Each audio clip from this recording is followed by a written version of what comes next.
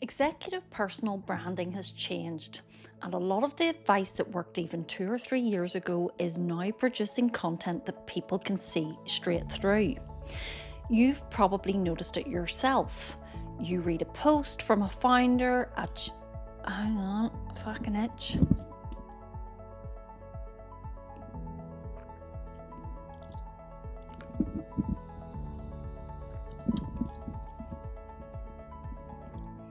Executive personal branding has changed, and a lot of the advice that worked even a year ago is now producing content that people can see straight through. You have probably noticed it yourself. You read a post from a founder or a chief executive or a senior leader, and before you have even reached the second paragraph, you know exactly where it is going. So it's become predictable. There's a dramatic opening, the personal story, the carefully positioned moment of vulnerability, the leadership lesson, and then the question at the end asking whether everyone agrees. It is supposed to feel personal, but it feels increasingly manufactured. And the reason is really simple. Everybody has been following the same advice, and AI has made it even more possible than ever before to do it at scale. For years, business leaders were told to become more visible, share more of themselves, talk about their values, let people see behind the scenes and build trust by showing the person behind the company. That advice made sense, and in many ways it still does, particularly in B2B, where people are not simply buying a product, they are placing trust in the judgment, experience, and credibility of the people behind it. But the market has moved on. Visibility is now easy to manufacture. You can take a few notes, put them into AI, and create a credible sounding opinion, a founder's story, a leadership lesson, or a supposedly personal reflection in minutes. The result may be well written, but the more people use the same tools, prompts, and formats, the more everyone is starting to sound exactly the same. And that is the problem facing executive personal brands right now. It's not that people no longer want to hear from business leaders, they absolutely do. The problem is that they are becoming much better at recognizing when the person has disappeared from the content. You can be in the photograph, your name can be at the top of the post, and the story can be supposedly be about your life. But if the words, opinions, and language could belong to anybody, then it's not really doing the job of being your personal brand. And this is not just happening with people, it is happening with company brands as well. Businesses have been using AI to create their positioning straplines, tone of voice, visual ideas, and content. And while that can get something onto the page quickly, it often produces brands that are overly polished, overly professional, and almost impossible to distinguish from a competitor. They are all trusted partners. They all offer tailored solutions. They all put customers at the centre of everything they do. They are all passionate about innovation, but none of that is necessarily true. And none of it gives anyone a strong reason to remember one company over another. That is why we are seeing the value of proper brand thinking return. Not because businesses are abandoning AI, but because they are realizing that AI can produce the output while somebody still has to do the difficult work of deciding what is actually distinctive, commercially relevant, and true. Executive personal branding right now needs exactly the same level of thought. The question is no longer simply, how can I post more often? The question is actually, what do I want to be known for? What do I genuinely have experience to talk about? And why should anybody care about my view? And that's where you need to begin. The first thing to get clear on is the role of your personal brand. Who are you actually trying to reach? What do you want those people to understand about you? And what should happen as a result? You may want to build confidence with potential customers, attract talent, strengthen your reputation in a particular market, or become known for a very specific area of expertise. Until that is clear, you're not building a personal brand, you're simply publishing content. The second thing is to choose a territory you can genuinely own.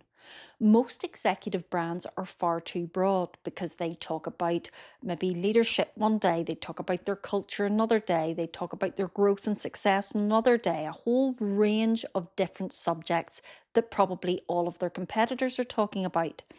To stand out, you need to be more specific and work out what your competitors are talking about.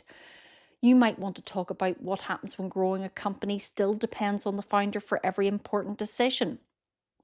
Instead of talking broadly about customer service, you might talk about the damage caused when businesses say yes to every customer request, even when it undermines the service they are paying for. Instead of talking about AI in general, you might focus on why AI is making competent marketing easier and distinctive marketing harder. The narrower the territory, the easier it is for people to associate you with something valuable. The next part is your point of view. Expertise tells people that you know the subject, but your point of view tells them how you think about it. That means you need to stop relying on safe observations that nobody could disagree with. Communication matters. So what? People are important. So what? Trust is essential. So what? Businesses need to innovate. So what? All of them are true, but none of them tell us anything about you. A stronger point of view comes from experience. What does your industry believe that you think is completely wrong? What advice do you keep hearing that you would never give to a client? What do customers usually focus on that is not actually the real problem? What have you changed your mind about? Those are the questions that uncover the substance of your personal brand. But opinions are not enough on their own. They need evidence. They need evidence of your results, your customer conversations, your difficult decisions, your mistakes, your processes and standards. That's what's going to make you believable. Instead of saying relationships matter, talk about the moment a client chose you because you raised a risk that nobody else had mentioned. Instead of saying culture matters, explain what happened when unclear accountability started damaging the strongest people in the team. Instead of saying you value honesty, show the decision you made when honesty cost you something. That is where trust really comes from. Then there is your voice, and this is the part AI is most likely to flatten. Your voice is not created by telling a tool to make something sound authentic. It comes from how you naturally explain things, the phrases you use, what irritates you, what you notice, where you hesitate, and what you refuse to pretend is simple. The best raw material normally comes from the real conversations, voice notes, and moments when you're working. After an important meeting, record what came up, what surprised you, where you disagreed, and what you think the real issue was. Do that before you turn that into content. AI can help organize it afterwards, but it should be shaping your thinking, not supplying it.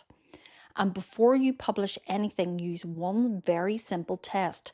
Could another leader in the industry publish this without changing a word? If the answer is yes, it may be perfectly competent, but it's not going to make you distinctive.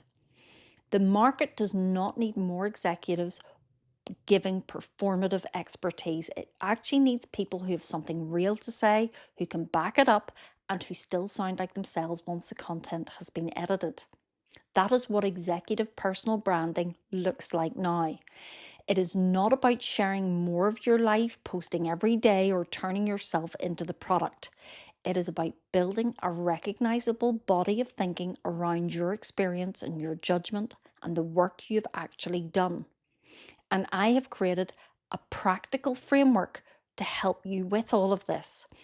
It's called Rooted, and it takes you through the role of your personal brand, the territory you should own, the opinions you should be known for, the evidence that supports them, the voice that makes the content recognizably yours, and the system you need to publish consistently without producing generic content for the sake of it. You can now download the full Rooted Executive Brand Framework alongside this episode. Just put a comment in the link below and I'll send it to you. So once again, Thank you for listening to the Curious Marketer episode. I hope this has been helpful, and I look forward to speaking to you again next week.